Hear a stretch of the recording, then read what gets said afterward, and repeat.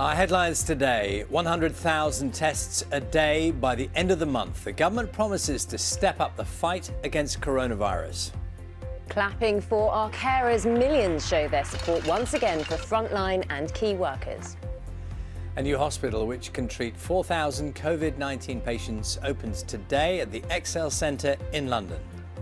Good morning. More help for business. Banks will be banned from charging high interest rates or asking for personal guarantees in return for loans as the Chancellor revamps his emergency rescue scheme. And good morning. It's time to do your bit. The Health Secretary urges Premier League footballers to take a pay cut to help out during the coronavirus pandemic. Plus, in weather, it'll be a little bit chilly out there this morning, frost for some of you, but by Sunday we could be seeing temperatures as high as 21 degrees. NHS blue shone from back gardens, from streets, from the nation's landmarks, as the country was united in its decision to make Thursday 8 p.m. a regular date, until these dark days are over. So it was again 8 o'clock last night. It was one of those moments, wasn't it? And I think everyone is enjoying, not least because they're sending their praise, but also it makes people feel better. You know, there's a general feeling of there's a warm feeling around all of that stuff, which is just good. Yeah, and knowing also how touched so many NHS workers and carers and key workers were, just being recognised for what they may think is just their everyday jobs, but are just so important. So just seeing that gratitude from everyone else. Lovely. Played out in individual households in different ways as well, which we will well illustrate now with Lynn Lake, who's a nurse in North Wales. Her family greets her with applause as she returns home at the end of each shift. Here's what that looks like.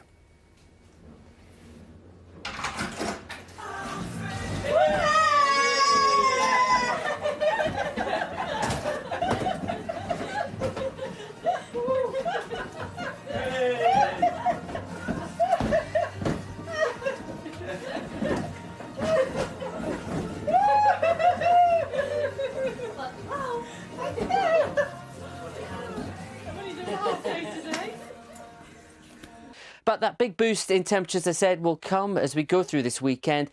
Air of high pressure to the east of us, this low pressure system pushing in. But what you'll notice is as they get closer together, the winds will be strengthening as well. We will bring lots more sunshine on Sunday. Blue skies for many to start the day, not as much mist or fog around. Cloud amount's going to increase to the west on Sunday, so there will be some showery rain as we go through the second half of the day. Most parts, though, will stay dry for the bulk of the day. But, as I said, a windier day on Sunday.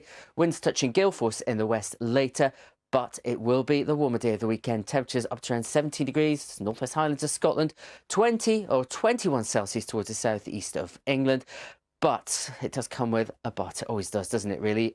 Just to give you a bit of a heads up, we're into the tree pollen season, and on Sunday it does look like we're going to see those pollen levels climb, particularly across England and Wales, just adding to some of the sniffles out there. That's how it's looking. Back to Naga and Charlie. No one likes a but, a big but, Matt. Thanks, I have no comment for that. No, well said. Start from the front page of the Times newspaper.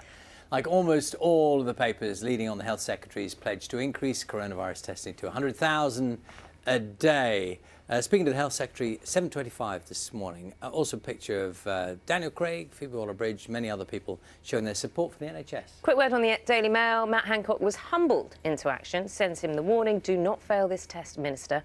There's also a picture of Formula One's Bernie Ecclestone, who is to become a father again at 89. Lots going on in the insides as well. Let's show you what's going on there.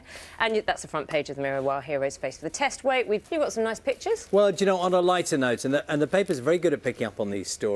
You know, people have been thinking of things to do, and one of the things people are doing is replicating scenes. It could be songs or whatever it is. This is taking great pieces of art and kind of replicating them at home. So I'm not familiar with quite a few of these pieces of art, but you get the idea that so there's the real piece of art, a version with a Labrador. I like the Labrador version. This is Madonna and Child here. Can you see that one top right? And someone's done it with their dog. And then this one down here. And again, I'm sorry, I'm not familiar with the actual piece of art here. Is this Napoleon? I'm not familiar with that. And someone's done it with with a friend. And just they're recreating things and clearly gone to quite a lot of trouble and effort to do that. People have time on their hands. Yes, and they come up with creative stuff. Unless you're still working, as Alan is. This is Britain's oldest paperboy. Says coronavirus is not stopping him making his deliveries. We've been celebrating people who are key to our lives, aren't they? Yeah. Keeping our lives ticking along in these straitened times. Former telecoms worker, he delivers the Oxford Mail to homes in Tame, in Oxford, 6 days a week. And he's been given a note to carry on during the nationwide Covid-19 lockdown, while the measures are in place, by the doctor. So he took over the paper round from his son. How old is he, Alan? He's 84. He took over the round from his son, which is a bit of an odd way round, or an unusual way round, 24 years ago. Never taken a day off sick.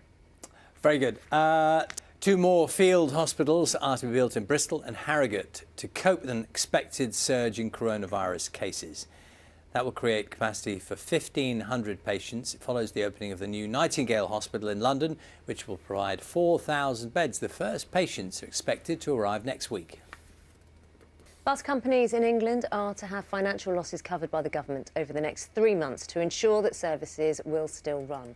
Similar pledges have already been made in Scotland and Wales. The industry says passenger numbers have, and I quote, fallen off a cliff since people were advised against all non-essential travel.